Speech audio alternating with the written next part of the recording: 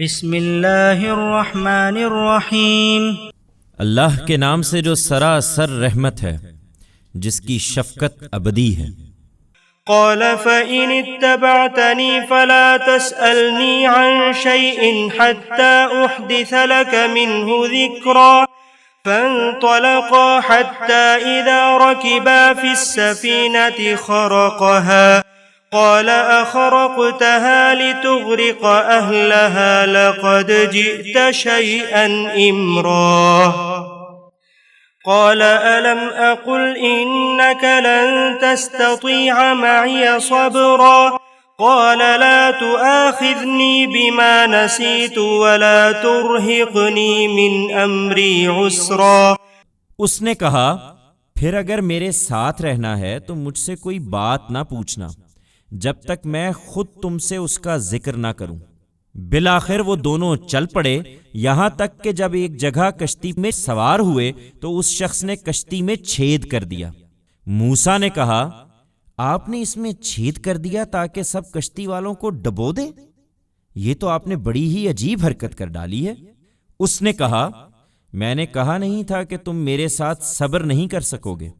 موسیٰ نے کہا، میں جس چیز کو بھول گیا اس پر میری گرفت نہ کیجیے اور میرے معاملے میں مجھ پر زیادہ سختی نہ فرمائیے۔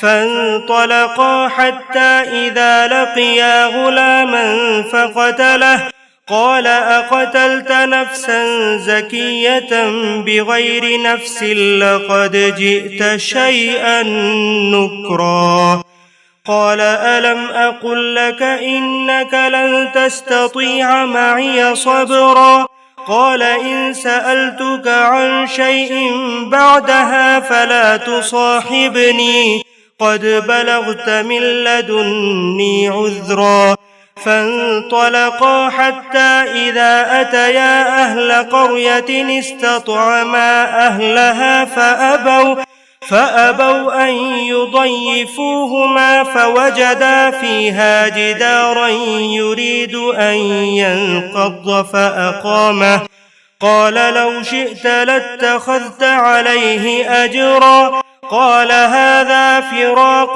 بيني وبينك سأنبئك بتأويل ما لم تستطع عليه صبرا۔ پھر دونوں چلے، یہاں تک کہ جب راستے میں ایک لڑکے سے ملاقات ہوئی تو اس نے لڑکے کو قتل کر ڈالا۔ موسیٰ نے کہا، آپ نے ایک بے گناہ کی جان لے لی حالانکہ اس نے کسی کا خون نہیں کیا تھا، یہ تو آپ نے بہت برا کام کیا ہے۔ اس نے کہا، میں نے تم سے کہا نہیں تھا کہ تم میرے ساتھ صبر نہیں کر سکو گے۔ موسیٰ نے کہا، اس کے بعد اگر میں آپ سے کچھ پوچھوں تو آپ مجھے ساتھ نہ رکھیں، آپ میری طرف سے حد عذر کو پہنچ گئے۔ اس پر دونوں آگے بڑھے، یہاں تک کہ جب ایک بستی والوں کے پاس پہنچے تو وہاں کے لوگوں سے کھانا کھلانے کو کہا، مگر انہوں نے ان کی میزبانی سے انکار کر دیا۔ پھر انہوں نے وہاں ایک دیوار دیکھی جو گرا چاہتی تھی تو اس نے وہ دیوار کھڑی کر دی۔ موسیٰ نے کہا، اگر آپ چاہتے تو اس پر مزدوری لے سکتے تھے۔ اس نے کہا، اب یہ میرے اور تمہارے درمیان جدائی ہے، میں ابھی ان باتوں کی حقیقت تمہیں بتاتا ہوں جن پر تم صبر نہیں کر سکے ہو۔ أما السفينة فكانت لمساكين يعملون في البحر فأردت أن أعيبها وكان وراءهم ملك يأخذ كل سفينة غصبا۔ اس کشتی کا معاملہ یہ ہے کہ وہ چند مسکینوں کی تھی جو دریا میں محنت مزدوری کرتے تھے، سو میں نے چاہا کہ اسے عیب دار کر دوں، اس لیے کہ ان کے آگے ایک بادشاہ تھا جو ہر کشتی کو زبردستی چھین رہا تھا۔ وَأَمَّا الْغُلَامُ فَكَانَ أَبَوَاهُ مُؤْمِنَيْنِ فَخَشِينَا أَن يُرْهِقَهُمَا طُغْيَانًا وَكُفْرًا فَأَرَدْنَا أَن يُبْدِلَهُمَا رَبُّهُمَا خَيْرًا مِّنْهُ زَكَاةً وَأَقْرَبَ رُحْمًا۔ رہا لڑکا تو اس کے ماں باپ دونوں ایمان والے تھے، سو ہمیں اندیشہ ہوا کہ کہیں وہ بڑا ہو کر اپنی سرکشی اور کفر سے ان کو تنگ نہ کرے، سو ہم نے چاہا کہ ان کا پروردگار انہیں اس کی جگہ ایسی اولاد دے جو پاکیزگی میں اس سے بہتر اور شفقت و محبت میں اس سے بڑھ کر ہو۔ وَأَمَّا الْجِدَارُ فَكَانَ لِغُلَامَيْنِ يَتِيمَيْنِ فِي الْمَدِينَةِ وَكَانَ تَحْتَهُ كَنْزٌ لَهُمَا وَكَانَ أَبُوهُمَا صَالِحًا فَأَرَادَ رَبُّكَ أَنْ يَبْلُغَا أَشُدَّهُمَا وَيَسْتَخْرِجَا كَنْزَهُمَا رَحْمَةً مِّن رَّبِّكَ وَمَا فَعَلْتُهُ عَنْ أَمْرِي ذَلِكَ تَأْوِيلُ مَا لَمْ تَسْطِعْ عَلَيْهِ صَبْرًا۔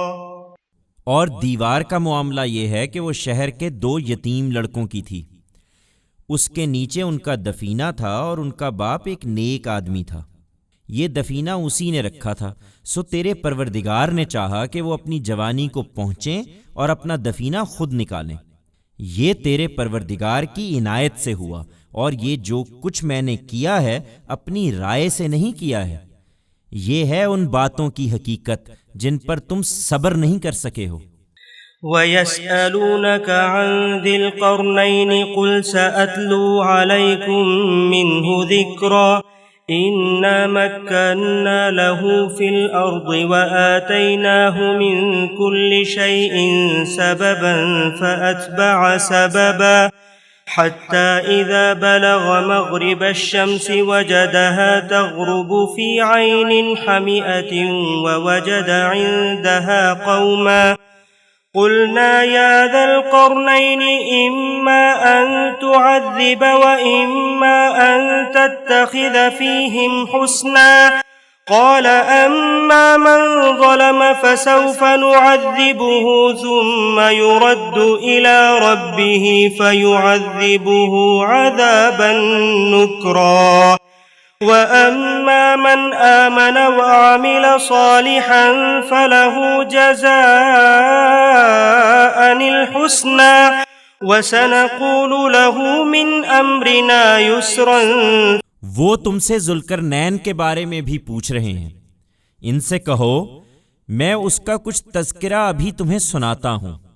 ہم نے اس کو زمین میں اقتدار عطا فرمایا تھا اور اس کو ہر قسم کے اسباب و وسائل بخشے تھے، پھر اس نے ایک مرتبہ ایک مہم کا سامان کیا، یہاں تک کہ جب وہ سورج کے غروب ہونے کی جگہ تک پہنچا تو اس نے سورج کو دیکھا کہ ایک سیاہ کیچڑ کے چشمے میں ڈوب رہا ہے، اور اس کے پاس اسے ایک قوم ملی۔